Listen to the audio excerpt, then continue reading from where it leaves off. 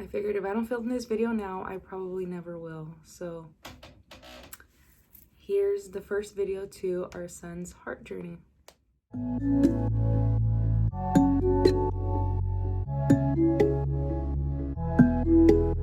I'm just gonna jump right into the video. I'm actually in the process of getting ready for our next appointment, but Silas is sleeping right now, so I just decided to seize the opportunity to try to film this.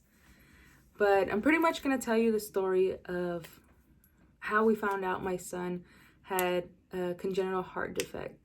So Silas was born, everything was great. He did have some breathing complications at birth, but nothing too concerning. Everything went fine. We brought him home. He chunked up quickly, and I mean, we would have had no idea anything was wrong. But at our 2-month checkup, which is like a routine checkup for all babies, our pediatrician heard a murmur. She said she wasn't overly concerned because he was gaining weight well, he was growing well, everything checked out, he looked perfect. But, you know, she had to refer us to a cardiologist. Like, it's just what they do. If they hear a murmur, they send you and you go get checked. So we got a call from a children's hospital, and, you know, they were ready to see us as soon as possible. So about 4 days after his initial 2-month checkup, we went in, and let me start off by saying it sucks going anywhere by yourself. Because of the pandemic, only one parent was allowed in. So, of course, you're super nervous because you don't know what to expect. And I didn't have my husband. He was out in the parking lot. But, you know, whatever. Freaking pandemic. So we go, and they have us, you know, go into a room, and they start, you know, putting little stickers all over him. They're going to do an EKG and just check different things. They check his weight, they check his temperature, they check his breathing, things like that. And after that, they took us to another room, and they started an echocardiogram, which that took forever. It was like an hour and 20 minutes, I think, is what they had told me it would be. And during that process, they just do like a detailed sonogram of the heart. So they were doing that, and about the 1.5 hour mark, which was a long time, about the 1.5 hour mark, you know, said they were done, everything was good.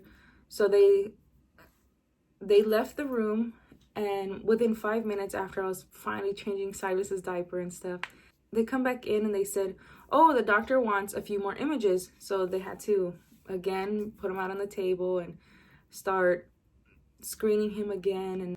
And that was maybe another 15 minutes of screening. So, okay, they were done again, and we started getting Silas ready. And then again, they came in and they said, oh, the doctor wants another image. So, of course, I'm thinking, why does he need so many images? Like, I don't understand. I don't know. It's not my field, so I don't understand. But so they got all these extra pictures that they needed, and they finally moved us to another room. I was able to feed him and comfort him, because at this point he was fussy. He was spending almost 2 hours, you know, laying down on a table so that they can screen him. And I didn't think much of it.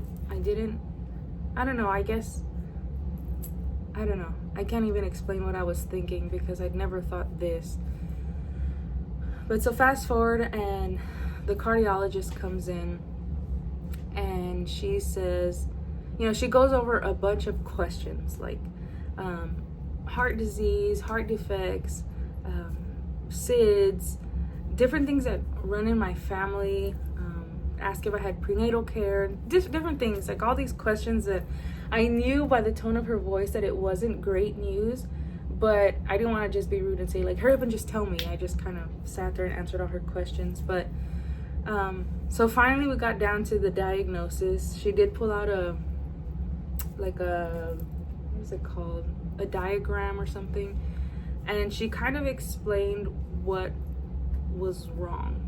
So my son was diagnosed with a VSD, which is a ventricular septal defect. And they're broken up into 3 different sizes, I guess you would say. So it'd be like a small, a moderate, and a large. And typically the small ones, they'll monitor, they'll close on their own. Moderate, it's kind of depending on what side of the moderate scale they're on. If sometimes they'll close, sometimes they may need surgery, but large VSDs, they don't close. From my understanding is they don't close and they require surgery to close. And if you're curious what a VSD is, it's pretty much just a hole. Your heart is separated into 4 different chambers, and there's a hole between the bottom 2 chambers. So, blood kind of just transfers back and forth, and the body has to work harder to get oxygenated blood around. The heart has to work harder to get oxygenated blood around the body.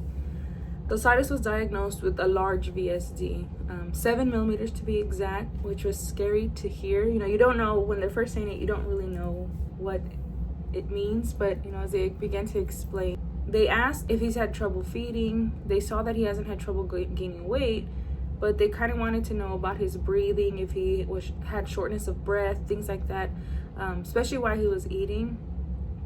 And of course, I've never been a mom before, so I don't even know what to expect. So I was like, no, not really.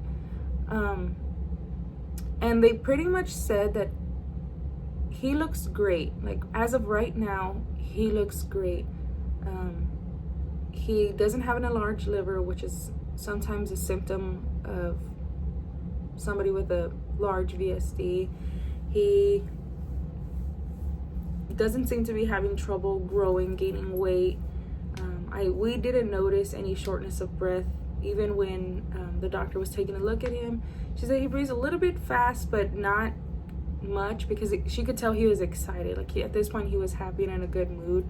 So she couldn't give like an accurate I guess she couldn't make like an accurate decision whether or not she would call that fast breathing, regularly. And he didn't have really any other symptoms of heart failure, but the surgeon came in and went over all these things again, and he said that although Silas doesn't have any symptoms of heart failure now, that we should expect for them to develop, because as he grows and his body continues to work hard, eventually he's gonna get tired, and it's hard to talk about, and we should just kind of expect to see him decline with his eating, with his weight gain. He's gonna be more tired. He's not gonna want to be as active or as awake, things like that. They kind of just told us to expect. And he went ahead and started us on a medication called furosemide, also known as Lasix, and pretty much just gets rid of any excess fluid that will build up around the lungs so he can be as strong as possible. The surgeon projected that he would need surgery anytime between 4 and 6 months with the size of his VSD. The surgeon also did say that there is a piece of tissue, like the holes here, and there's a piece of tissue up top that kind of, I guess, moves with the blood. And he's hoping that that piece of tissue can kind of close that hole a little bit. If it does close, then it'll be around 4 millimeters, which is more, how do I say this, hopeful, I guess, that he won't need surgery. So we don't really know what to expect. We don't know where this journey is going to take us or how the process is going to be, but we know that we do want to document it for ourselves, for our family, and for Silas, so that he can see his victory, I guess, from the very beginning. Because when he's older, he's not going to remember this, but I want him to know that he went through something very scary, but he came out victorious. Like I said, we don't know what's going to happen.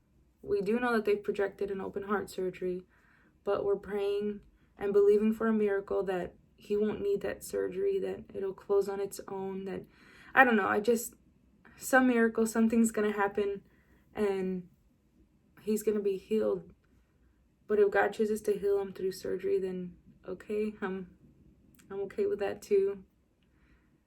As reluctant as I am to be okay with that, I just want a healthy baby, or they're going to be monitoring him every 2 weeks We do have an appointment today at 1, and I do plan on kind of documenting that too. I don't really know how that's gonna go, but I'll catch up with you guys in our next video. Bye.